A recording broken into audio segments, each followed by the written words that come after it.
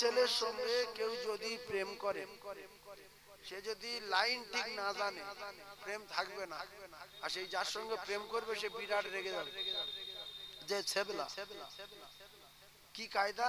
কায়দা হলো প্রেমটা বজায় রাখতে গেলে, প্রেম কড়া করতে গেলে আপনার মাঝে মাঝে তার কাছে ফোন করতে হবে। আধা ঘন্টা, 45 মিনিট, 1 ঘন্টা তার সঙ্গে কথা বলতে হবে, যে তুই কেমন আছিস, তোর জন্য ঘুম হয় না, আমার খুব কষ্ট হয়, আমি তোর জন্য ঘুমাতে পারি না, তোর কি প্রয়োজন বল, মোবাইলে টাকা মেরে দেবো, একটা বড় মোবাইল কিনে দেবো, একটা সালোয়ার কিনে দেবো, নাকি একটা চুড়িদার কিনে দেবো। এগুলো বললে সে খুশি না বাজার? খুশি।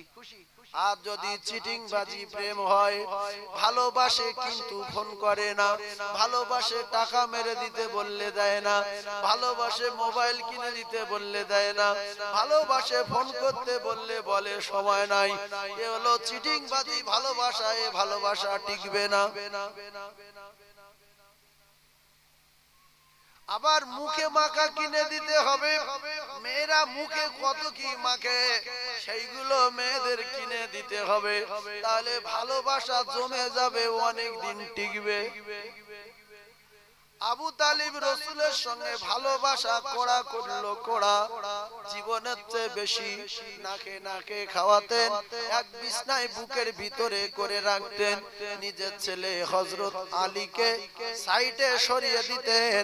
আমার ছোট ভাইয়ের বেটা মুহাম্মদ আমার কলিজার ভিতরে থাকবে। সেই লোকটা ভালোবেসে বেশে জাহান্নামে গেছে। ভালোবেসে বেশে কোথায় গেছে? আবু তালিব কোথায় গেল? জাহান্নামে। কারণ কি? ভালোবাসার লাইন জানতো না, শুধু ভালোবাসি বলতো কিন্তু কথা মানতো না। ভাইরা আমার, আপনার কলিজার টুকরা বেটা, আপনি জিজ্ঞাসা করবেন কচি, তুই আমার ভালোবাসিস? বলে হ্যাঁ। তাহলে একটু বাজার করে লিয়ায়, খাওয়া হবে না, সবজি নেই, তরকারি নেই। বলছে পারবো না। বলছে ভালোবাসিস? বলছে সে ভাষায় বলা যাবে না, তুমি আমার আব্বা, তুমি আমার পিতা, তুমি আমার বাপ। বলছে তাহলে পেটের যন্ত্রণা হচ্ছে, একটা ক্যাপসুল কিনে নিয়ে আয়। বলছে পারবো না। বলছে ভালোবাসিস? বলে হ্যাঁ। বলছে তাহলে বিছনাটা করে দে, আমি একটু শুই, আমার খুব যন্ত্রণা। বলছে আমি পারবো না। এই রকম লম্পটের হাতে পেলে ইট মারার ইচ্ছা হয় না? হয় না? যে তুই মানুষ না একটা কি জানোয়ার, তুই যে কথা মুখে বলিস সে কাজ করে দেখাস না। আল্লাহর নবী চাচা রাসূলকে ভালোবাসতেন, কিন্তু রাসূলুল্লাহর কথা মানতো না। আল্লাহ রাসূল বলতেন চাচা আমার ভালোবাসেন? বলে হ্যাঁ। কলেমা পড়ো? বলে না। আল্লাহকে মানো? বলে না। আমাকে মানো? বলে হবে না। কোরআন মানো? বলে মানি না। তবে তোর ভালোবাসি। ভালোবাসলে ফোন করতে হবে, তার স্মরণ করতে হবে, ইত্তেবা করতে হবে, অনুসরণ করতে হবে, মুখে মাখা কিনে দিতে হবে, সালোয়ার কিনে দিতে হবে, ওড়না কিনে দিতে হবে। যদি ভিডিও কলে ভালো ছবি না দেখা যায়, ঝপঝপ লাগে, 1-1.5 লাখ টাকা দিয়ে একটা ভালো মোবাইল কিনে দিতে হবে। আর তার সঙ্গে বলতে হবে সাবিনা, তোর কাঁচের মতো মুখ না দেখলে আমি বাঁচি না। 1.5 লাখ টাকার মোবাইল দিচ্ছে, ভিডিও কল করবি, ছবি কাঁচের মতো দেখতে চাই। আল্লাহ নবী বলেন যারা আমার সঙ্গে বিরাট সম্পর্ক রাখতে চায়, তারা আমার নীতি মেনে, আমার আদর্শ মেনে, আমার সুন্নতের উপরে চলে, আল্লাহর হুকুমের উপরে চলে, 5 ওয়াক্ত নামাজ পড়বে, আমার স্মরণে ঘন্টার পর ঘন্টা কাটাবে, জিকির করবে, দরুদ পড়বে। আমি নবী যেদিন ভিডিও কলে দেখা দেব স্বপ্ন যোগে, ওর আর জাহান্নামের আগুন স্পর্শ করতে পারবে না। ওর ঠিকানা হবে আমার আল্লাহর জান্নাত।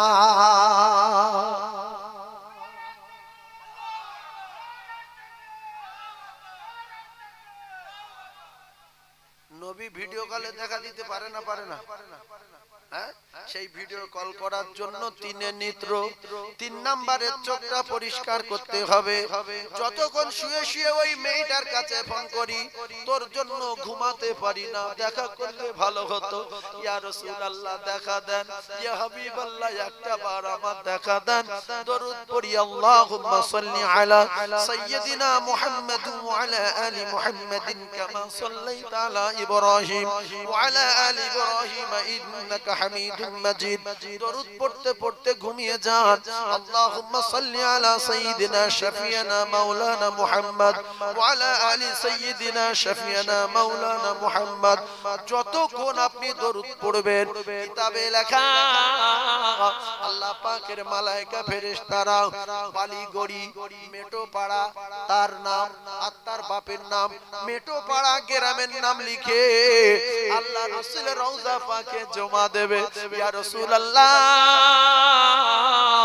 ইয়া হাবিবাল্লাহ বালিগড়ি ভারতবর্ষের জমিনে বালিগড়ি এলাকা মেটেপাড়া ভাঙার মুখ বলে একটা মোড়ে মাথা আছে ওই জায়গা থেকে উমুকের বেটা উমুক তার বাড়ি ওই গ্রামে তার নামে এই রাত 11টা বেজে গেছে এখনো আপনার উপরে দরুদ পড়ছে এই দরুদের নজরানা আপনার কাছে জমা দিয়ে গেলাম আমার নবী যখন খুশি হয়ে যাবে উম্মাদ রে তুই আমার দেশে জন্মগ্রহণ করলি না আমার তুই চমড়া চোখে কোনোদিন দেখলি না আমার জামানায় তুই আসলি না আমি রাসূলুল্লাহ আমার মহব্বতে ফানা হয়ে আল্লাহর হুকুমের উপরে চলে আমার তরিকা মেনে আমার উপরে দরুদ পড়িস আমি রাসূলুল্লাহ তোর স্বপ্ন যোগে দেখা দিলাম একটা বাপ যদি রাসূলের সঙ্গে প্রেম করে বিশ্ব নবীর স্বপ্নে যোগে দেখতে পায় আমার আল্লাহ তাআলা তার জাহান্নামের আগুনটা চিরতরে হারাম করে দেয় প্রেম যদি করতে হয় এই দুনিয়ার নোংরা মেয়ে ছেলে ফুলের সঙ্গে প্রেম না করে ডাইরেক্ট রাসূলের সঙ্গে প্রেম জুড়ে দেন দিলে কি হবে আল্লাহ বলেন কোন নবী যেটা করতে পারে না কোন পীর ওলি আউলিয়া যেটা করতে পারে না কোন আলেম ওলামা যেটা করতে পারে না আমি আল্লাহ সেটা পারি আমার দোস্তর সঙ্গে যখন প্রেম করা করে রাতের পর রাত জাগবে আমি আল্লাহ কথা দিলাম ওয়াগফির লাকুম যুনুবাকুম ওয়াল্লাহু গফুরুর রহিম আমি আল্লাহ পাক তার বিগত জিন্দেগীর গুনাহ খাতা maaf করে দেব জোরে বলেন এই গুনাহ maaf হয়ে গেলে আমরা খুশি না বাজার খুশি তা জোরে সুবহানাল্লাহ বলেন আর একটু জোরে বলেন নারায়ে তাকবীর আজ না হয় কাল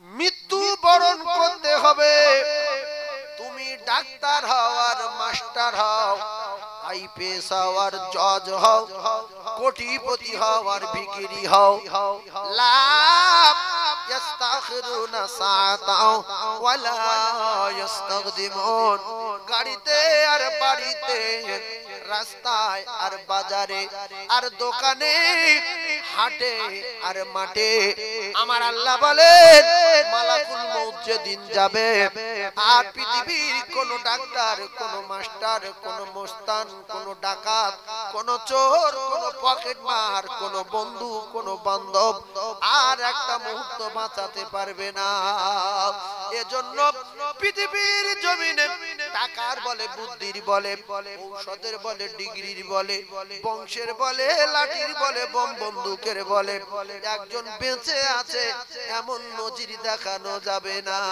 আজ না হয় কাল মৃত্যু বরণ করতেই হবে তবে মালাকুল মউত প্রত্যেকদিন 5 বার করে ডাকছে রেডি হও রেডি হও এজন্য রাসূলুল্লাহ বলেন তুমি যখন বাজারে যাবে মনে করবে শেষ যাওয়া যখন খানা খাবে মনে করবে শেষ খাওয়া যখন বিছনায় শয়ন করবে মনে করবে শেষ শোয়া যখন নামাজ পড়বে মনে করবে শেষ নামাজ যখন দোয়া করবে মনে করবে শেষ দোয়া কারণ কোরআনে লেখা নাই হাদিসে লেখা নাই মানুষ কবে মরে যাবে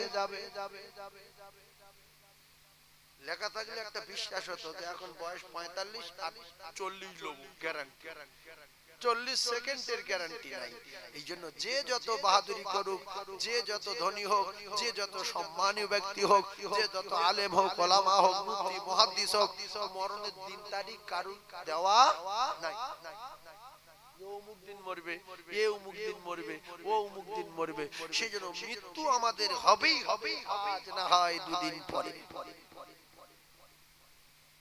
রেডি হওয়ার দরকার আছে না নাই? আচ্ছা, আরো একটা কথা বলি। আপনারা ধরুন এই মেটোপাড়ার মুসলমানেরা, এদের ভিতরে এমন ধনী লোক আছে, কাল সকালবেলা যদি মনে করে আমি দুবাই যাব বা আরবে যাব, মদিনায় যাব, যাওয়া সম্ভব না অসম্ভব? সম্ভব। পাসপোর্ট আছে, ভিসা করবে 500 টাকা, 25,000 টাকা, প্লেনের টিকিট 10,000, দেবো 40,000, চালাও। পুঁজি আছে, দিয়ে দেবো, চলে যাব। কিন্তু যার পুঁজি নেই, সে এখান থেকে এয়ারপোর্টে যদি যাওয়ার জন্য একটা টোটো গাড়ি বা 4 চাকায় যায়, সেখানে পয়সা না দিতে পারলে মার হবে না হবে না? মারবে। এরপরে এয়ারপোর্টে গিয়েছে, না পাসপোর্ট না ভিসা না কিছু, শুধু বলছে আরবে যাব। তোর মাল কই? বলছে নাই। পুঁজি কই? বলছে নাই। ওখানেও মাছ চলবে, জেল খাটতে হবে, চামড়া ফাটিয়ে দেবে। তাহলে পুঁজি যদি না থাকে, এখান থেকে যদি এয়ারপোর্ট পর্যন্ত না যাওয়া যায়, ওখান থেকে যদি বোম্বাই না যাওয়া যায়, বোম্বাই থেকে জেদ্দায় না যাওয়া যায় বিনা পুঁজিতে, ও কলিজার টুকরা জ্ঞানী ভাইরা, আপনার পুঁজি যদি না থাকে, কবরে যাওয়ার সঙ্গে সঙ্গে বলবে মাল বার কর, বলবে নাই। ওখানে মুকুর হবে, সাপে দংশন করবে, কবরের মাটি চাপ দেবে, পুঁজি নাই বলে। হাসরের মাঠে মাথার ঘি গুলো টকবক করে ফুটবে, নাক দিয়ে মগজ গুলো গলে গলে পড়বে, আবার মিজানের পাল্লায় তুলবে, সেখানে শাস্তি হবে। ওখান থেকে বিরাট লম্বা রাস্তা, ফুলসিরাত, বোম্বাই টু জেদ্দা, সেখানে পার হতে হবে 30,000 বছরের রাস্তা। পুঁজি নাই, পড়ে গেল। ও কলিজার টুকরারা, যুবকেরা, জনেরা, দুনিয়ায় যেরকম পুঁজি থাকলে একেবারে খুব সহজে মক্কা মদিনায় চলে যাওয়া যায়, আর কবরে আপনার প্রথম ঘাটি পুঁজি যদি নিয়ে যান, খুব সহজে শান্তির সঙ্গে কবর বেহেশতের বাগান হবে। আপনার পাসপোর্ট থাকলে, ভিসা থাকলে, টাকা থাকলে, এয়ারপোর্টে গেলে আপনার নাস্তার ব্যবস্থা হবে, প্লেনে উঠলে নাস্তা দেবে। আর যদি পাসপোর্ট না থাকে, পুঁজি না থাকে, জবরদস্তি করে যাবার চেষ্টা করলে চামড়া গুঁড়ো হয়ে যাবে। এই জন্য অনেক লম্বা সফর আমাদের সামনে, কবর থেকে নিয়ে জান্নাত। এই সফরের সঙ্গে আপনার পুঁজি রাখতে হবে। পুঁজি কি নামাজ, পুঁজি কি টুপি, পুঁজি দাড়ি, পুঁজি কলমা, পুঁজি দরুদ, পুঁজি তেলাওয়াত, পুঁজি তাহাজ্জুদ, পুঁজি ইশরাক, পুঁজি আওয়াবিন, পুঁজি সালাতুত তাসবিহ। এরা যদি আপনার সঙ্গে না থাকে, এদেরকে যদি না রাখেন, তাহলে ছাল চামড়া গুঁড়ো হয়ে যাবে। ইয়াউমা ইয়াফিরুল মাররু মিন আখিহি ওয়া উম্মিহি ওয়া আবিহি ওয়া সাহিবাতি ওয়া বানিহি। কেউ আপনার ঠেকাবে না, না বাপ ঠেকাবে, না মা ঠেকাবে, না ভাই আপনার আটকাবে না। কেউ পরিচয় দেবে, পরিচয় দেবে আপনার রোজা, নামাজ, তেলাওয়াত। এরাই আপনার প্রহরী আর পাহারাদার হয়ে যাবে। জোরে বলুন। সেজন্য দুটো পায়ে ধরে বলছি, বাবু, টাকা আছে, আজ না হয় কাল মৃত্যু বরণ করতে হবে। এই টাকা একটা কবরে যাবে না। আপনার জামা খুলে নেবে, গেঞ্জি খুলে নেবে, আন্ডার প্যান্ট যদি কেউ পরে, আন্ডার প্যান্ট খুলে নেবে, চাইয়া যদি কেউ পরে, চাইয়াও খুলে নেবে, ঘড়ি খুলে নেবে, আংটি খুলে নেবে।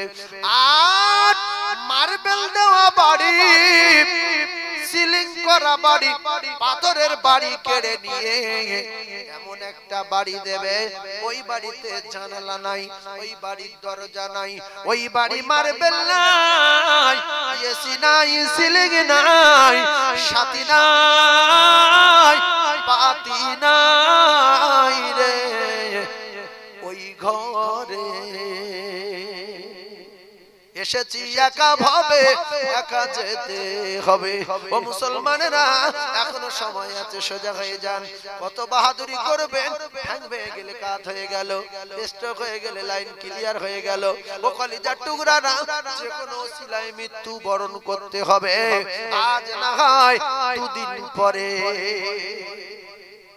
ভালো হয়ে যান, আমার বাপ বলেছি, আমার 1.5 কোটি টাকা দিয়ে যদি আনেন আমি একজনের পরিবর্তন করতে পারবো না।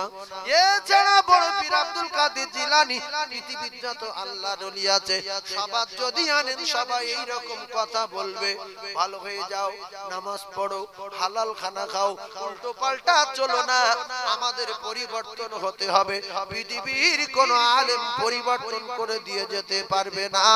তাই আমি আপনাদের দুটো পায়ে ধরে বলি, যা হয়ে গেছে গেছে, আল্লাহর অনেক দয়া, আল্লাহ আমাদেরকে এখনো বাঁচিয়ে রেখেছে, শুধু ক্ষমা করে দেব বলে, ক্ষমা করে দেব বলে বাঁচিয়ে, যারা বেঁচে থাকে যদি কোনোদিন আমার কাছে অন্যায় স্বীকার করে আর করব না বলে, তো আমি আল্লাহ ওদের কুদরতি করে তুলে নেব, জায়গাটা বলে আল্লাহ তুলে।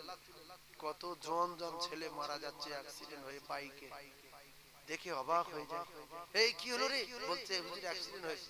গিয়ে দেখছি মাথার খুলিলেই মাথার উপর 10 টাকা চলে গেছে, মাথা দেখা যায় না, শুধু বডি, শুধু লাফাচ্ছে বডি। কার মায়ের সন্তান, কোথায় যাচ্ছিল,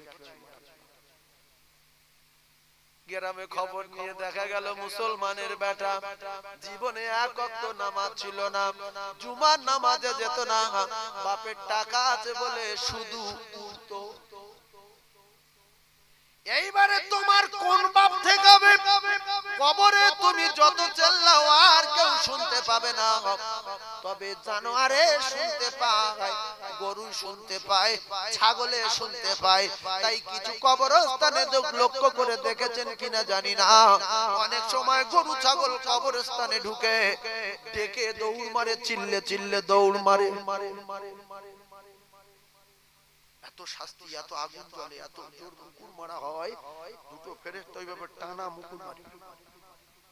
99টা সাপ দেবে, একটা সাপের চোবল যদি পৃথিবীর জমিনে মারতো, কিয়ামত পর্যন্ত সবুজ জাতীয় কোনো ঘাস গাছপালা জন্ম নিত না।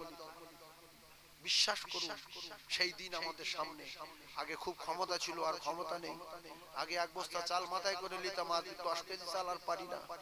আগে অনেক কিছু জেনে আসতো, এখন জেন ঠিক নাই। আগে দাড়ি কাঁচা ছিল, এখন দাড়ি পেকে গেছে। একটু ভাবেন, খুব ভালো ঘটনা বলবো, শুনে নারে তাকবীর আল্লাহু আকবার বলবেন, কিছু হবে না যদি আমল না করেন। ভাইরা আমার, বাবাজিরা, যুবকেরা, জওয়ানেরা, আল্লাহ নবী দিন ও দুনিয়ার বাদশা, বিশ্ব নবী হাবিবুল্লাহ চারজন সাহাবী সঙ্গে করে নিয়ে, আল্লাহ নবী দিন ও দুনিয়ার বাদশা, বিশ্ব নবীর সাহাবী হযরতে আব্দুল্লাহ আনসারী রাদিয়াল্লাহু তাআলা নূর বাড়ি গেলেন, গিয়ে সালাম দিলেন, আসসালামু আলাইকুম, উত্তর দিলেন না। আবার সালাম দিলেন, উত্তর দিলেন না। ভাই রাগ হচ্ছে না খুব খুশি হচ্ছে? সালামের উত্তর না দিলে রাগ হয় না খুশি? রাগ হয়। আব্দুল্লাহ আনসারী রাদিয়াল্লাহু তাআলা তৃতীয়বার সালাম দেওয়ার সময় বাইরে আসলেন, সালামের জবাব দিলেন। নবী বললেন, আব্দুল্লাহ আনসারী, একটা কথা শুনে রেখে দাও, আমি নবী যদি কারোর উপরে রেগে যাই, আমি নবী যদি কারোর উপরে অসন্তুষ্ট হয়ে যাই, তুমি ভালো করে জানো আল্লাহ তার জান্নাতে দেবে না। আমি প্রথম সালাম দিলাম, উত্তর দিলে না কেন? দ্বিতীয়বার সালাম দিলাম, উত্তর দিলে না কেন? তৃতীয়বার সালামে উত্তর দিলে ব্যাপার কি জানতে চাই। আব্দুল্লাহ আনসারী বলেন, ইয়া রাসূলুল্লাহ, হে ইয়া হাবিবাল্লাহ, আমি এত গরীব, আপনি যখন আমার দরজায় সালাম দিলেন তখন আমি উলঙ্গ অবস্থায় গর্তের ভিতরে বসা, আমার স্ত্রী নামাজে দাঁড়িয়েছে, দুই স্বামী স্ত্রীর একটি মাত্র কাপড়, ইয়া রাসূলুল্লাহ, আমার স্ত্রী নামাজ আদায় করছে। ও মেটো পাড়ার মায়েরা, বোনেরা, ভাবিরা, তোমাদের তো শাড়ি 10টা 15টা করে নাকি বাড়তি বললাম, এক একটা ভাবির 10-12টা শাড়ি আছে না নাই?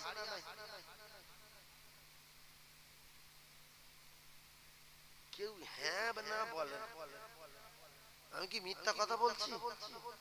একটা একটা ভাবির আপনারা আপনার বাড়ি গিয়ে গুনবেন, অনেক স্বামী জানে না, বিশ্বাস করুন, তার স্ত্রীর কটা শাড়ি, নিজের লুঙ্গি কটা জানে না, ভুলে গেছে। ভাইজান আমার আব্দুল্লাহ আনসারী বললেন, ইয়া রাসূলুল্লাহ, আমার স্ত্রী তো নামাজে, আমি কি করে আপনার সালাম দিয়ে উত্তর দিয়ে আপনার কাছে যেতে পারি?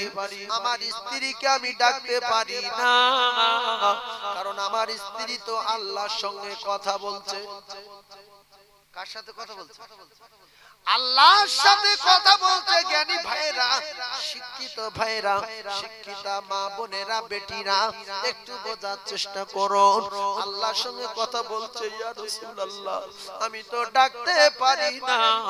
বিশ্ব নবী চোখের পানি জারি হয়ে যায়, রাসূলের কান্না দেখে সাহাবারা কাঁদে।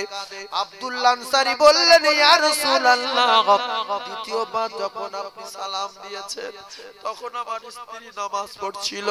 তৃতীয়বার সালামের সঙ্গে সঙ্গে আমার স্ত্রী সালাম ফিরিয়ে দিয়ে দৌড় দিয়ে গর্তের ভিতরে ঢুকে কাপড়খানা খুলে আমার দেওয়ার সঙ্গে সঙ্গে কোন রকমে জড়িয়ে আপনার সামনে হাজির হয়েছি।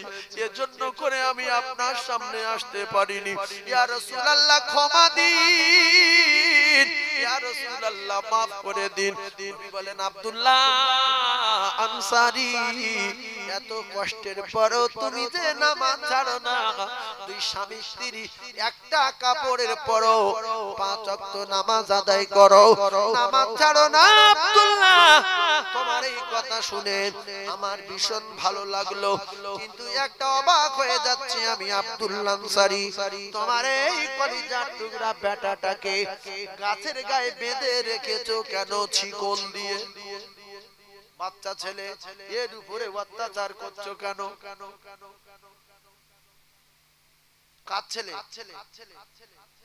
আব্দুল্লাহ আনসারীর ছেলে গাছের গায়ে শিকল দিয়ে বেঁধে রেখেছে। আব্দুল্লাহ আনসারী বললেন, ইয়া রাসূলুল্লাহ, ইয়া হাবিবাল্লাহ, আমি আমার ছেলেকে বেঁধে রেখেছি কেন শুনবেন? রাসূল বললেন, বলো। আব্দুল্লাহ আনসারী বললেন, ইয়া রাসূলুল্লাহ, একদিন দুদিন তিন দিন খাওয়া হয় না, আর ইহুদির খেজুর বাগানের একটা খেজুর গাছ আমার উঠোনে হেলা হয়ে আমার উঠোনে এসেছে। আমি যখন রুজি তালাশের জন্য বাইরে যাই, একটা কাপড় আমার ওই ছেলের মা গর্তের ভিতরে বসে থাকে, বাইরে তখন আসতে পারে না। আর ও যদি ছাড়া থাকে, ইহুদির বাগানের খেজুর আমার উঠোনে পড়লো, যদি গুড়িয়ে খায়, ইয়া রাসূলুল্লাহ, তাহলে ওর শরীরটা জাহান্নামে যাবে। আল্লাহ রাসূল বললেন, আল্লাহ রাসূল বিশ্বনবী জানালেন, ইয়াদখুলুল জান্নাতা, ও কোনদিন জান্নাতে যাবে না। জাসাদুন, ওই শরীরটা জান্নাতে যাবে না, যাবে না। গুজিয়া বিল হারাম, যে বাচ্চা শরীরটা হারাম দিয়ে লালিত পালিত হয়েছে, বড় হয়েছে, যে মানুষটা হারাম খেয়ে খেয়ে বড় হয়েছে, ওই হারাম করে ঠিকানা হলো আমার আল্লাহর জাহান্নাম। লা ইয়াদখুলুল জান্নাহ, কোনদিন জান্নাতে যাবে না। ইয়া রাসূলুল্লাহ গো, আমি আব্বা হয়ে, আমি বাপ হয়ে আমার ছেলেকে কি করে আমি জাহান্নামে দিতে পারি? ইয়া রাসূলুল্লাহ, ক্ষুধার যন্ত্রণায় যদি খেজুর গুড়িয়ে খায়, তাহলে না বলে খাওয়া হবে, চুরি করে খাওয়া হবে, হারাম খাওয়া হবে।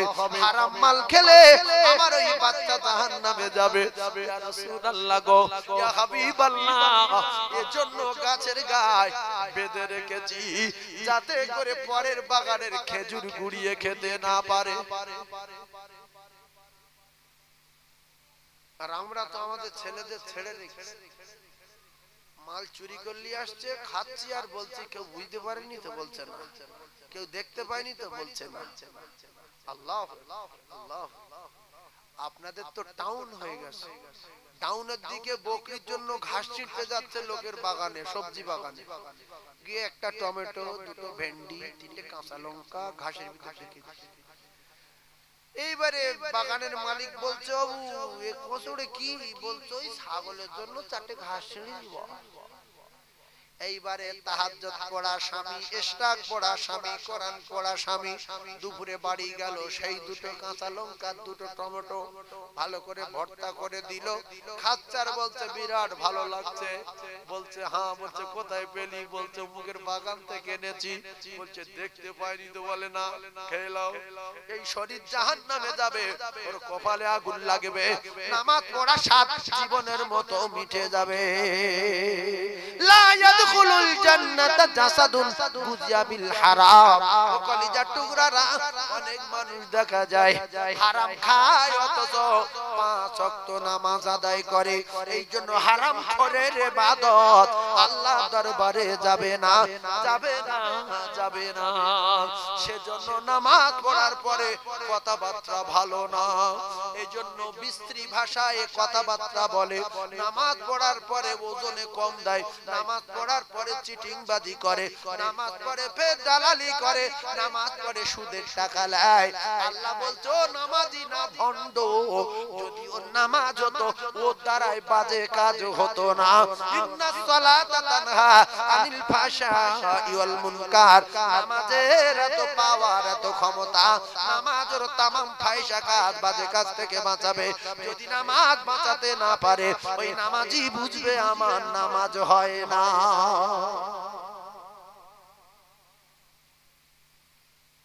আমি অ্যাক্সিডেন্ট করার পরে সেই গতিতে আর ওয়াজ করতে পারছি না। তো আমি যেরকম কথা বলছি আপনাদের অসুবিধা হচ্ছে কি? জি জি, অসুবিধা হয় না তো? ভাই আল্লাহ যেটা বলাবেন আমি সেটা বলবো, আমার ক্ষমতা নাই কিছু বলা। সেই জন্য যে সমস্ত ভাইয়েরা মাইকের আওয়াজ শুনতে পাচ্ছেন, অনুগ্রহ করে ফেরেশতাদের সঙ্গে এসে বসেন, আর আপনারা উচ্চ স্বরে দরুদ আল্লাহুম্মা সাল্লি আলা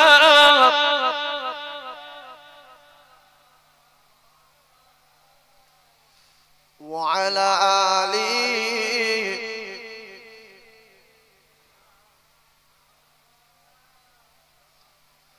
কাঁদে উম্মত, কাঁদে মুমিন আর কাঁদে মুমিনা। কাঁদে উম্মত, কাঁদে মুমিন আর কাঁদে মুমিনা। খালি ভুবন,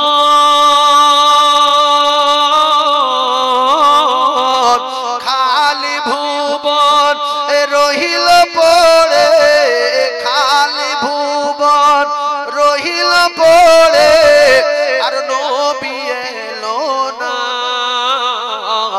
কাঁদে উম্মত, কাঁদে মুমিন আর কাঁদে মুমিনা। আসবে না হে নবী আর এই ভুবনে, হবে না দেখা আর এই জীবনে। আসবে না হে নবী আর এই ভুবনে, হবে না দেখা আর এই জীবনে। দেখা দিও দয়ার নবী, দেখা দিও দয়ার নবী, বিচারের দিনে। কাঁদে উম্মত, কাঁদে মুমিন আর কাঁদে মুমিনা। খালি ভুবন, খালি ভুবন রহিল পড়ে, খালি ভুবন রহিল পড়ে, আর নবী এলো না। কাঁদে উম্মত, কাঁদে মুমিন আর কাঁদে মুমিনা অসহায় আমি আজ এই দুনিয়ায় সুপারিশ করো গো হে দয়াময় উম্মিদ ছিল করব জিয়ারাত উম্মিদ ছিল করব জিয়ারাত নবীজি রওজায় কাঁদে উম্মত কাঁদে মুমিন আর কাঁদে মুমিনা খালি ভুবন খালি ভুবন রহিল পড়ে খালি ভুবন রহিল পড়ে আর নবী এলো না কাঁদে উম্মত কাঁদে মুমিন আর কাঁদে মুমিনা আল্লাহুম্মা জোরে বলেন সাল্লি আলা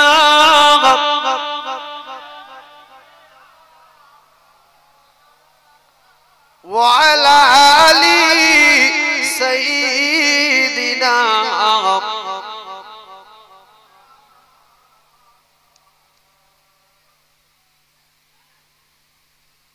সাল্লাল্লাহু আলাইহি ওয়াসাল্লাম রাসূলুল্লাহর নাম শুনলে এটা পড়বেন তাহলে ওয়াজ শুরু করলাম ভালোবাসা দিয়ে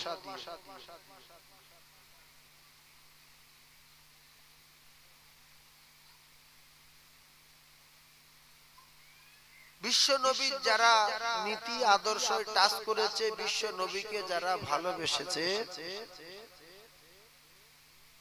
আর একটু যদি স্মরণ করত কথা মানত তো এদের সব আল্লাহ পাক জান্নাতুল ফিরদাউসে জায়গা করে দিত কাফের ভালোবেসেছে সে লাইন পেয়ে কাফের আমরা তো যারা বসে আছি কেউ কাফের না হয়তো গুনাহ বেশি নেকি কম আমরা ঈমান আবু লাহাব নবীকে ভালোবেসেছে একটা মুহূর্ত রাসূল যখন আসলেন আবু লাহাব রাসূলকে ভালোবাসলেন কি কায়দায়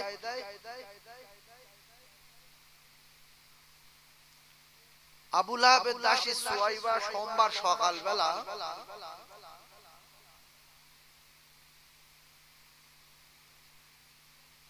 খবর দিলেন সোমবারের 5টা ঘটনা শুনেলেন আল্লাহ নবী দিন ও দুনিয়ার বাদশার বাড়ির পাশে মারওয়া পাহাড়ের ঠিক সাফা আর মারওয়ার মাঝখান বরাবর আল্লাহর কাবা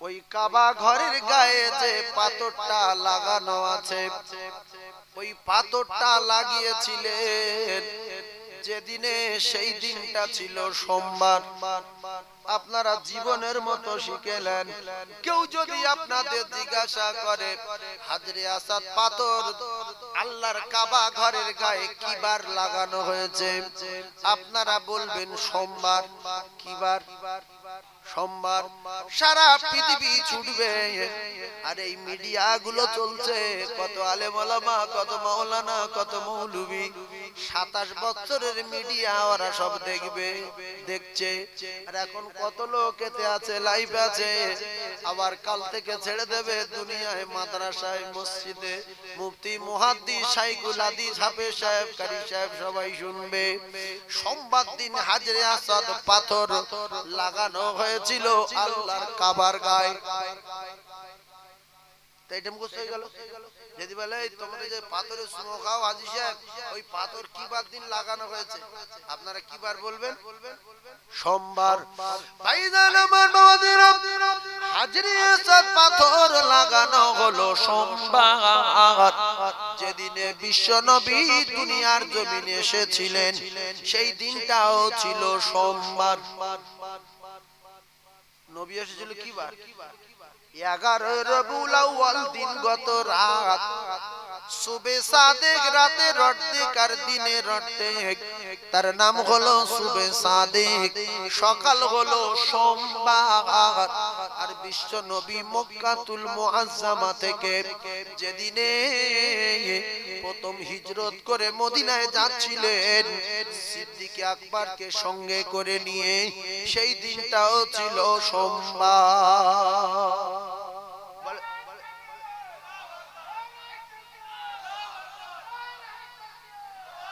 তাহলে কেউ যদি আমাদের জিজ্ঞাসা করে তোমাদের নবী হিজরত করেছিল কি বার? সোমবার। হিম্মত করে বলো ভাই সোমবার দিন গিয়েছে। লোক জানবে তো অনেক কিছু জানে রে। বল নবী এসেছিল কি বার? বলে সোমবার। হাজরে আসাদ গায়ে পাথর লাগা, হাজরে আসাদ পাথর কাবার গায়ে লাগানো হয়েছিল কি বার? বলুন সোমবার। আর বিশ্ব নবী হাবিবুল্লাহ যেদিনে হিজরত করে রাতের পর রাত পাহাড়ের পর পাহাড় অতিক্রম করে মদিনায় যেদিন পৌঁছে গিয়েছিলেন, সেদিনটাও ছিল সোমবার। সেদিনটা কি বার? এই 5টা সোমবার মুখস্থ করে ভালো লাগবে, জীবনে কাজে আসবে। আর বিশ্ব নবী আকায়ে নামদার তাজদারে মদিনা যেদিনে দুনিয়া ছেড়ে বিদায় নিয়েছিলেন, সেদিনটাও ছিল সোমবার। আজ এই দিনেতে রাসূল এলো, আর এই দিনে বিদায় নিল। আজ দুঃখ নেব না, খুশি নেব, খোদা গো তুমি দাও না বলে। সোমবারের ঘটনা কটা হলো বলতে পারবেন এখন? মুখস্থ করে নিয়েছেন? হাজরে আসাদ লাগানো হলো সোমবার। নবী দুনিয়ার জমিনে আসলেন সোমবার। হিজরত করলেন প্রথম মক্কা ছেড়ে মদিনা সোমবার। মদিনায় পৌঁছে গেলেন সোমবার। বিশ্ব নবী হাবিবুল্লাহ যেদিনে ইন্তেকাল করেছিলেন, সেদিন ছিল সোমবার। এই হলো 5টা সোমবার।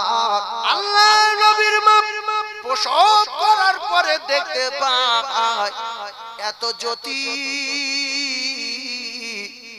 আমেনা বলেন, আমি মক্কাতুল মুআজ্জামার জমিনে বসে বসে দেখতে পেলাম ওই জ্যোতির এত গতি। আমি শাম সিরিয়ার বড় বড় প্রাসাদগুলো মক্কাতুল মুআজ্জামায় বসে বসে আমি দেখতে পেয়েছিলাম।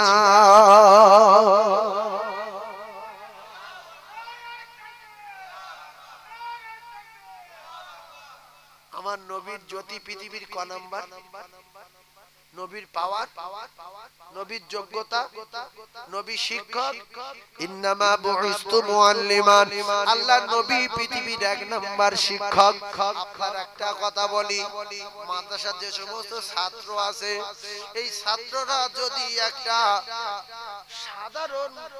সাধারণ লোকের কাছে পড়াশোনা করেছে, প্রথমে ক্লাস 1-এ পড়তো আর তার কাছে কায়দা পড়তো, ক্লাস 1-এ পড়তো আর তার কাছে মুখে বলে কায়দা পড়তো। এখন কায়দা পড়ানোর পরে মা বাপ দেখছে ছেলেটার আরবির দিকে টান আছে, মাদ্রাসায় ভর্তি করে দেই। এখন মাদ্রাসায় ভর্তি করার পরে কোন জায়গায় কাফিয়া পড়ে চলে গেছে, কোন জায়গায় সারজামি পড়েছে, কোন জায়গায় মুক্তাসার পড়েছে, কোন জায়গায় মিশকাত পড়েছে, আবার কেউ কেউ এক মাদ্রাসায় টাইটেল কমপ্লিট করেছে। যাবে আসেন, কিন্তু যার কাছে কায়দা পড়েছিল ও যদি ইফতা করে কমপ্লিট করে আসে, মুফতি হয়ে যায়। দারুম থেকে আদব করে এই যার কাছে কায়দা পড়েছে ওর কিন্তু বলতে হবে এই আমার ওস্তাদ। কথা ঠিক না? কিন্তু সে এর তুলনায় কিচ্ছু না। সে আরবি কথা বলা শিখেছে, মুফতি কমপ্লিট করেছে, সিয়াসেতটা হাদিস পড়েছে, অনেক কিছু করেছে। এখন এই কায়দা পড়িয়েছিল বুড়ো, বুড়ো বলছে তো আমার ছাত্র, আমার ছাত্র। কিছু বুঝতে পারেন? বুড়োর বলা জায়েজ না না জায়েজ? কথা বলে জায়েজ। আল্লাহর নবী যদি কারুর কাছে কায়দা পড়তো, বিশ্ব নবী কারুর কাছে যদি আম্মা পায়রা পড়তো, কুলু সূরাটা শিখতো, কিয়ামত পর্যন্ত সে বলতো, বই লিখে যেত, মুহাম্মদ কিচ্ছু জানে না, যা শিখেছে আমার কাছে ছাত্র। কথা বুঝেন? এজন্য আল্লাহ পাক এই কথাটা বলতে দেব না বলে স্বয়ং আল্লাহ পাক আমার নবীর শিক্ষক, তাই আল্লাহ জানিয়েছেন আমার দোস্তকে আমি तमाम মানবীর শিক্ষক হিসাবে পাঠিয়েছি। এইবারে আপনারা বুঝে দেখেন রাসূলুল্লাহ কোনটা শিখিয়ে যায়নি, তার নাম কি? নখ কাটা না গোপ কাটা? কোনটা শেখায়নি? ওযু করা, পেশাব করা, পায়খানা করা, গোসল করা, সব কিছু শিখিয়ে দিয়ে গেছে। বিচার আচার সবকিছু শিখিয়ে দিয়ে গেছে। রাজনৈতিক কি করতে হবে, রাষ্ট্র কিভাবে চালাতে হবে, বিচার কিভাবে করতে হবে, পরিবেশের সঙ্গে কেমন চলতে হবে, বড় লোকের সঙ্গে কেমন চলতে হবে।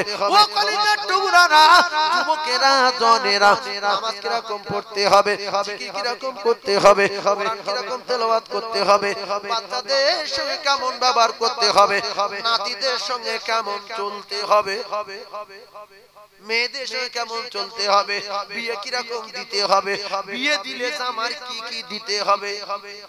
আচ্ছা কোনটা শেখায়নি একটা বলেন, যে এটা নবী শেখায়নি? চিত্র আছে? সেই নবী নিয়ে একদল মানুষ মাতামাত। আল্লাহ এদের মাথার বিচার করুক। কি বলবো? আচ্ছা নবী যাই হোক না, নবী হাদিস রেখে গেছে, কোরআন রেখে গেছে, সেইগুলো মেনে চল। নামায়নি কালামনি বব্বর, শুধু নবী, নবীর গাম মেশকাম্বার। তা তোর বাপের কি? এই মুখ, তোর গা গন্ধ, তুই সেই চিন্তা কর, আমার গা তো গন্ধ। নবীর পায়খানা বাস, যেটা কথা হয়, এই নবীর পায়খানা বাস না গ্যাস? মেশকে আম্বার, বাস তো দূরের। মা আয়েশা সিদ্দিকা 1 বছর ধরে ঘাম ধরতো। যখন রাসূল ঘেমে যেতেন, ঘামগুলো নিয়ে ছোট ছোট শিশির ভরে রাখতেন। রাসূল একদিন বলল, আয়েশা এত ঘামে শিশির কেন? বলছে, হুজুর আপনি তো বলেছেন আমি নামাজ ভালোবাসি, খুশু ভালোবাসি, আর স্ত্রীদের ভালোবাসি, তো এই ঘাম ধরে রেখেছি মদিনার এতিম অনাথ গরিব বাচ্চাগুলো যখন ঈদের ময়দানে যাবে, ওরা খুশবু কোথায় পাবে? খাওয়া হয় না দিনের পর দিন, এই শিশির দিলে মাগবে আর গাতে খুশবু বার হবে। এখন আমাদের মাওলানা হোক, মুফতি সাহেব হোক, যদি আমাদের ঘাম ধরে শিশির ভরে 1 বছর পরে ঈদের দিন সকালবেলা কারো ঘাড়ে ঢেলে দেয়, হাটফেল করবে না? করবে না। শুধু বলে কি দিলি রে, এমনি সহ্য ঘাম, তাই সহ্য হয় না। হ্যাঁ, অনেক ভাবিরা বলে তোমার জামায় এত গ্যাস কেন, তুমি কি খাও, গায়ে তো গন্ধ কেন, আমার সহ্য হয় না। আর যদি 1 বছরে ঘাম কোটাই করে ধরে ঈদের দিন সকালবেলা সাবান টাবান মেখে ঈদে যাবে, যদি ঘাড়ে ঢেলে দেয় ফসকা পড়বে, শুধু লাভ হবে যে কি দিলি রে। সেই জন্য নবীর সঙ্গে তুলনা দেওয়া যাবে না। আমার নবীর মাথা চুল থেকে নিয়ে পায়ের নখ পর্যন্ত পৃথিবীর কোন মানুষের সঙ্গে মিল নাই, প্রত্যেকটা আলাদা। আমেনার পেটে ছিল নবী আলাদা, প্রসব হয়েছে আলাদা, নাভি জোড়া নাই আলাদা, এক ফোঁটা নাপাকি, এক শস্যে পরিমাণ রক্ত প্রসবের পরে জমিনে পড়েনি, আলাদা। আমেনা বলেন, আমার শরীরে, আমার বাচ্চার শরীরের জ্যোতি গতি পৃথিবীর সমস্ত মানুষের চেয়ে আলাদা। আমার বাচ্চার পায়খানা আলাদা, আমার বাচ্চার পেশাব আলাদা, আমার বাচ্চার থুতু আলাদা, আমার বাচ্চার রক্ত আলাদা। নবীর রক্ত এক সাহাবী খেয়েছিলেন, মালিক বিন সিনান রাদিয়াল্লাহু তাআলা। সিংহা লাগিয়েছে উহুদের ময়দানে, প্রচন্ড পাথরের আঘাতে টাকাতে কোথাও কোথাও এরকম রক্ত জমে গিয়েছিল, সেইগুলো সিংহা লাগিয়ে টেনে টেনে বার করে সাহাবী এদিক ওদিক করছে, কোথায় ফেলি? শেষ বেশ বলছে, না, রাসূলের রক্ত ফেলা যাবে না, ঢোক মেরে আমার কলিজায় থাক। এক সাহাবী বলে, ইয়া রাসূলুল্লাহ, মালিক বিন সিনান আপনার রক্ত খেলো। ফেলেনি, বদ রক্ত তো বলা যাবে না। তো বলছে, দেখো তো, ডাকলো, বলছে, বাবু তুমি খেয়ে নিয়েছো? বলছে, হুজুর হাউ হাউ করে কাঁদছে, আমি আপনার রক্তগুলো টেনে ডান দিকে তাকাই ফেলার সাহস পাই না, বাম দিকে তাকাই ফেলার সাহস পাই না। ইয়া রাসূলুল্লাহ, কোথায় ফেলবো আমার নবীর রক্ত? আমি কলিজার ভিতরে জায়গা করে দিয়েছি। আল্লাহ রাসূল বললেন, সাহাবারা শুনে নাও, মালিক বিন সিনান জান্নাতি। আর একটা মেয়ে, তার নাম উম্মে আইমান, বুঝতে পারিনি, পেশাব খেয়ে নিয়েছে। রাসূলুল্লাহ বললেন, ও উম্মে আইমান, তুমি শুনে নাও, তুমি আল্লাহর দুনিয়ায় যতদিন বাঁচবে, আমার পেশাব তোমার পেটে চলে গেছে। এখন আমি নবী অফার দিলাম, জীবনে তোমার পেটের কোনো রোগ আর হবে না।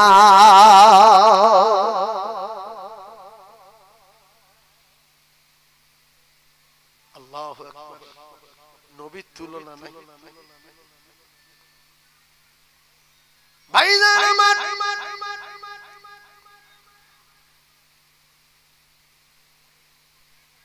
সুয়াইবা সোমবার সকালবেলা দেখে আবু লাহাবের কাছে খবর দিলেন যে আপনার ছোট ভাই, মোরা ভাইয়ের একটা সন্তান হয়েছে, আমেনা প্রসব করেছে।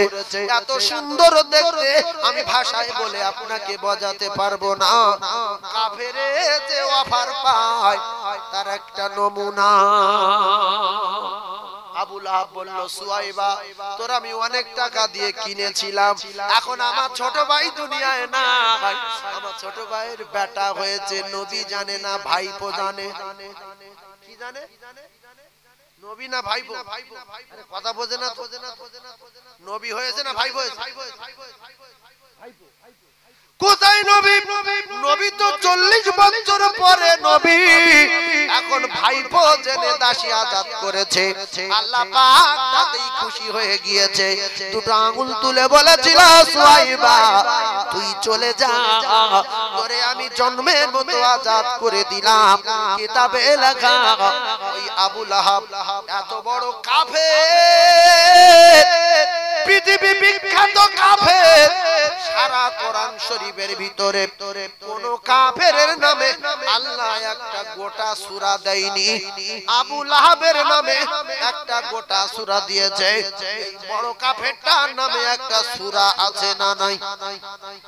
জোরে বলেন, তাব্বাত ইয়াদা আবি লাহাব। ভাইরা আমার, বাবাদিরা, মুসলমানের ছেলেরা, যুবকেরা, জনেরা, একটু তত্ত্বগুলো বোঝার চেষ্টা করুন। সেই কাফের সারা জীবন নবীর উপরে অত্যাচার চালালো। তার স্ত্রীর নাম কিতাবে লেখা আছে উম্মে জামিল। কি নাম? উম্মে জামিল। ঠান্ডা মাথায় তত্ত্ব বোঝেন। আল গীবাতু আশাদ্দু মিনাজ জিনা। একটু বুঝবেন, গীবত করা ভালো না জিনা করা ভালো? মন্দর ভালো কোনটা? না না, হয়তো ভাবছেন যে জেনাটা খারাপ জিনিস, জেনার থেকে গীবত করা আরো খারাপ। খুব ভালো করে বুঝলেন, আল ফিতনাতু আশাদ্দু মিনাল কতল। ঠান্ডা মাথায় বোঝে। একজন বলেছে, ওই যে ভাঙার মোড়ে, এই গ্রামে তার বাড়ি, ভাঙার মোড়ে একজন ফিতনা লাগিয়ে দিয়েছে। উমুকের বেটা তোর গালাগালি করেছে, তোর বাপ নাকি চোর ছিল, তুই নাকি চুরি করে বাড়িতে পাথর লাগিয়েছিস, এসি নাকি উমুক দোকানতে চুরি করে এনেছিস। আমার সঙ্গে বলছিল, আমি লজ্জায় মাথা তুলতে পারিনি, পালিয়েছি। কিচ্ছু না। ও এই কথা শুনে রেগে গিয়ে বাড়ি এসে একটা দাঁড়িয়ে, ও শুধু বলছে এদিকে আয়, বলছে কি হয়েছে ভাই বল। কথা বলার আগে ঘাড়ে মেরে মাথা উড়িয়ে দিল। ও কলিজার টুকরারা, যদি প্রমাণ করত, যদি জিজ্ঞাসা করত এই বলেছিস, ও বলতো কে বলেছে বল। এ তখন ও ডাকতো, ও এসের কাছে বলতো আমি ইয়ার কি মেরেছি, তুই সত্য ভেবে লিছিস। কিন্তু জিজ্ঞাসা করার আগে মাথা উড়ে গেছে। এজন্য ফিতনা করেছে যে এ অন্যায় করেছে বেশি, মার্ডার করেছে যে এ অন্যায় করেছে বেশি। দুজনের ভিতরে অন্যায় বেশি কার? যে লাগিয়ে দিয়েছে। আপনারা ভালো করে বোঝার চেষ্টা করুন। উম্মে জামিল বলছে, স্বামী গো আপনি একটা দল করেন, পার্টি করেন, মক্কার একজন লিডার, আর আপনার ভাইপো মুহাম্মদ আলাদা একটা পার্টি করছে। এখন ওর মেরে দেন যদি পার্টি টিকিয়ে রাখতে চান। এই জন্য একটা গ্রামে দুটো মোস্তান হলে কিন্তু বিপদ বাড়ে, কে কখন মরে কে কখন মরে। বুঝতে পারছেন ভাইজান আমার বাবাজিরা? খুব ঠান্ডা মাথায় তত্ত্ব বুঝেন। উম্মে জামিল বলার পরে আবু লাহাব একটা বড় পাথর নিয়ে আল্লাহ রাসূল পাহাড়ের ঢাল দিয়ে রওনা হয়েছে। ও পাহাড়ের উপরে উঠে বড় একটা পাথর নিয়ে বিশ্ব নবীর মাথায় চেলে মেরেছে। কিতাবে লেখা পাথরটা লাগেনি। মুসা নবী আল্লাহর বলছে, আল্লাহ আমি যতবার কথা বলতে আসি দেখি আপনি জেগে আছেন, আপনার ঘুম টুম লাগে না? কোন সময় তো ঘুমাতে দেখি। কে বলছে? মুসা নবী আল্লাহ বলছে। আপনাদের জ্ঞানে কি বলে? আল্লাহ ঘুমায় কি? ঘুমায়? মুসা নবী যখন বললেন, আল্লাহ পাক বলে, মুসা তুমি পানির গ্লাসটা একটু ধরো। পানির গ্লাস ধরিয়ে দিয়ে আল্লাহ ঘুমের বললেন, ঘুম। মুসা নবীকে ধর।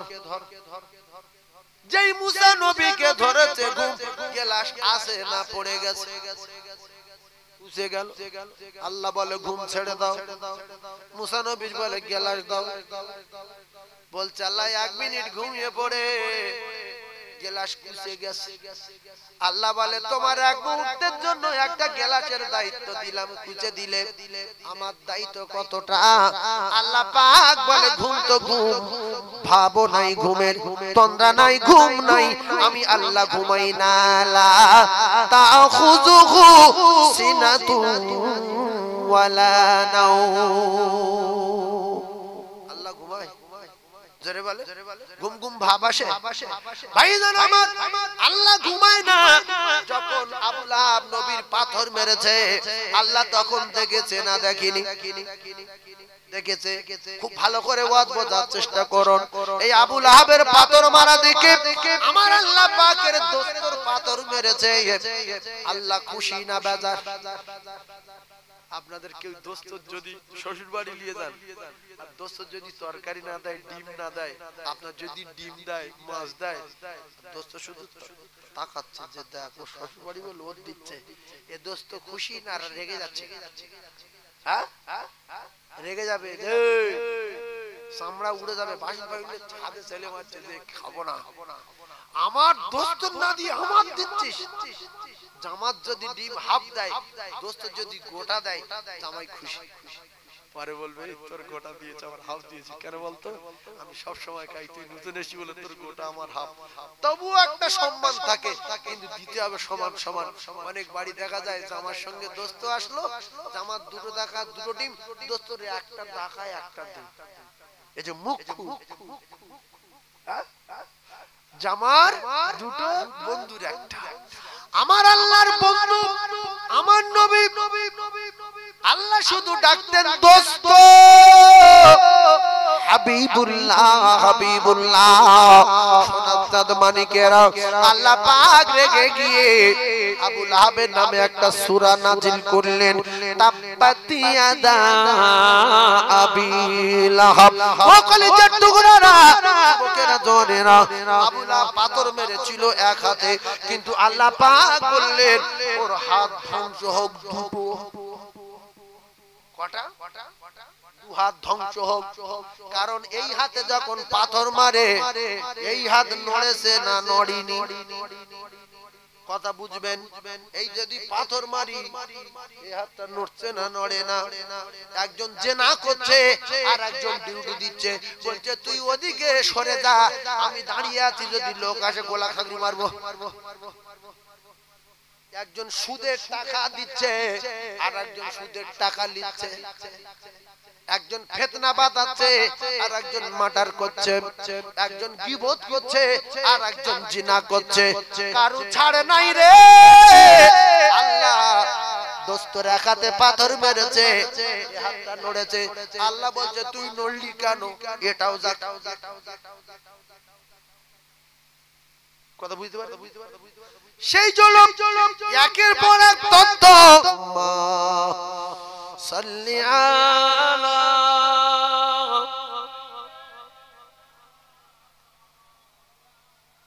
ওয়া আলা আলি সাইয়্যিদিনা।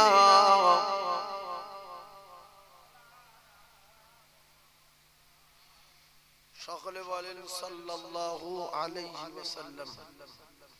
এইটা ভক্তি করে বলেন, রহমত বর্ষণ হবে। বলেন সাল্লাল্লাহু আলাইহি ওয়াসাল্লাম। বিশ্বনবী বলেছেন একবার পড়লে 10টা রহমত পাওয়া যাবে। মান সাল্লা আলাইহি ওয়াহিদাতান, একবার।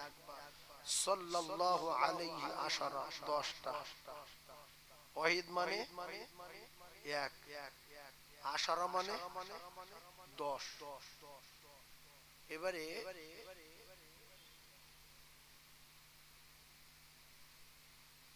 কাজ যদি কাজের মতো হয় তাহলে কিন্তু মালিক খুশি হবে।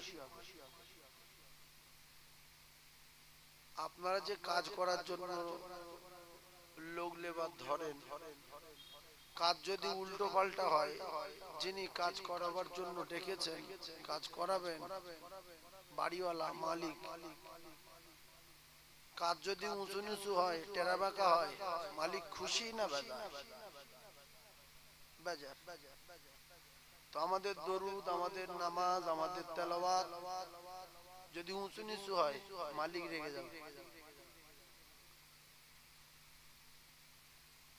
আমরা বলি সাল্লাল্লাহু আলাইহি সাল্লাম, এটা ভুল। সাল্লাল্লাহু কি সে? অনেকে বলে সাল্লাল্লাহু আলাইহি সাল্লাম, সেও ভুল। এই জন্য কাজ করছি নিজের জন্য, কিন্তু মালিক খুশি না। নামাজ পড়া কার কাজ? বান্দার না আল্লাহ? জায়গাটা বলে আল্লাহর না বান্দার কাজ। আল্লাহ যদি নামাজ না পড়ে আল্লাহর কেউ ধরবে? আল্লাহ কার জন্য নামাজ পড়ে? আল্লাহই আল্লাহ। নামাজ পড়া বান্দার কাজ। এবারে আমি কাজ করতে গিয়ে যদি ভুল করি, যে মালিক ডেকেছেন কাজ করার জন্য তিনি হলেন আমাদের আল্লাহ। আল্লাহ প্রত্যেকদিন গোলামদের 5 বার করে ডাকে। কবার ডাকে বাবু? 5 বার। এসো কাজ করবে। কার জন্য? নিজের জন্য। আমরা নামাজ পড়ি আমার নিজের জন্য। যদি কাজ না করি মালিক রেগে যাবে, তার কষ্ট হবে। খাবার কষ্ট, সবার কষ্ট, পড়ার কষ্ট।